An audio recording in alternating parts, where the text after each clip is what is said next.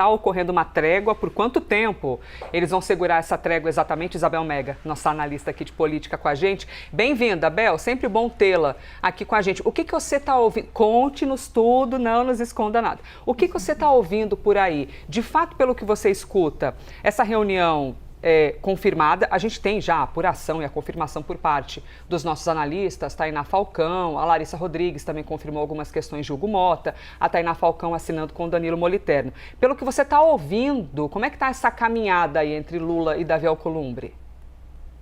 Oi, Elisa, bom dia para você, Clarissa, bom dia para todo mundo que está com a gente aqui no live. Elisa, a trégua começou no jantar que foi organizado pelo ministro Alexandre de Moraes. Ali foi um quebra-gelo e dali Lula saiu com a decisão de que iria fazer algum gesto pessoal a Davi Alcolumbre e chamá-lo para conversar. Porque o que tinha se desenhado até aqui era de que Davi estava muito aberto, apenas aguardando que Lula chamasse, mas um pouco cansado dessa tentativa vir sempre via intermediários. Do outro lado, Lula estava reticente, aguardando o momento adequado para chamar Davi Alcolumbre, para que eles pudessem ter esse tete-a-tete. Agora, as circunstâncias mudaram e por vários fatores. A gente está se aproximando da eleição, há uma visão bem próxima de aliados de Davi Alcolumbre, de que o presidente Lula está fazendo gestos também ao Supremo Tribunal Federal, quer se aproximar mais do Supremo, atendendo a um pedido que foi feito pelo próprio ministro Alexandre de Moraes, que foi quem organizou o jantar e pediu para que Lula fosse até lá para conversar com Davi Alcolumbre. E, ao mesmo tempo, é uma relação de ganha-ganha. Clarissa citou um ponto da pauta do Senado Federal e que é muito caro ao presidente da República, que é tentar refazer a indicação do Jorge Messias, advogado-geral da União, para o Supremo Tribunal Federal. Uma derrota histórica de um presidente da República e que Lula já deu todos os indicativos de que vai insistir em Jorge Messias. Agora, para além disso, tem a pauta do Senado Federal e os interesses tanto de Lula nessa pauta, fazer andar essa pauta no Senado Federal, quanto de Davi Alcolumbre também, de fazer andar a pauta, mas de ter também algo que ele pode ver como aceno do Palácio do Planalto. E aí, nesse segundo ponto, tem duas questões que são interessantes da gente citar por aqui, para além de tudo aquilo que pode envolver indicações de Jorge Messias, de Rodrigo Pacheco, um para o Supremo, outro para o Tribunal de Contas da União, que são histórias que a gente escuta aqui já há bastante tempo no bastidor do Senado Federal.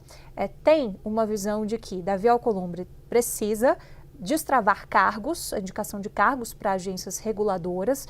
Então está tudo travado. Se ele trava a vida do Planalto, o Planalto trava a vida dele também em relação a essas indicações. Ele costuma ter muita ingerência em relação a esse tipo de distribuição de cargos em Brasília.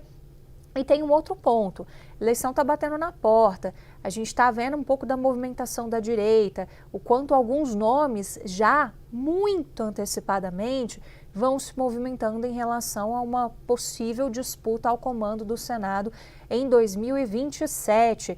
Então, já está na hora de começar a mover pecinhas, talvez não necessariamente para ganhar um apoio explícito do Palácio do Planalto, mas pelo menos para contar que o Planalto não vá atrapalhar a vida dele na tentativa de se manter presidente do Senado a partir do ano que vem. Porque tem dois pontos que são interessantes que a gente ouve bastante aqui em Brasília. Primeiro, a gente tem alguns senadores da direita, como Tereza Cristina, que têm demarcado sua posição de que querem disputar a presidência do Senado.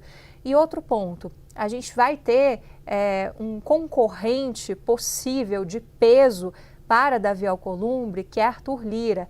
Ele vem para a disputa na eleição agora, em outubro, do Senado. Se Arthur Lira ganha, e já me disseram que Davi Alcolumbre está preocupado, está colocando isso no radar, Arthur Lira foi presidente da Câmara dos Deputados. Como é que ele vai chegar ao Senado Federal? Qual vai ser a pretensão dele? Já é para disputar o protagonismo político no Senado ou vai chegar mais de mansinho?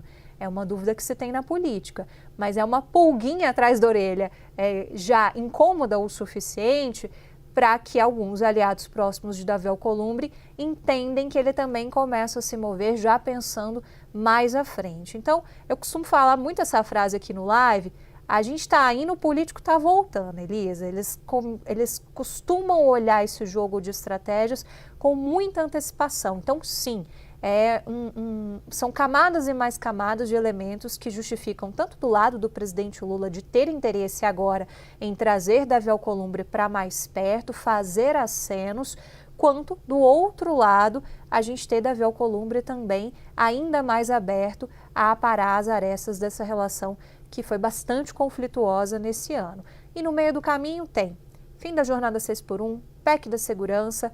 O Planalto está bem pessimista de que possa avançar com esses assuntos antes da eleição, mas se avançar depois da eleição, se Lula eventualmente ganha a reeleição, seria bastante interessante. E problemas mais urgentes aqui, só para concluir, que esses sim poderiam ter um direcionamento saindo diretamente desse encontro de hoje, que conta também com os outros articuladores do governo, a exemplo da líder Tereza Leitão.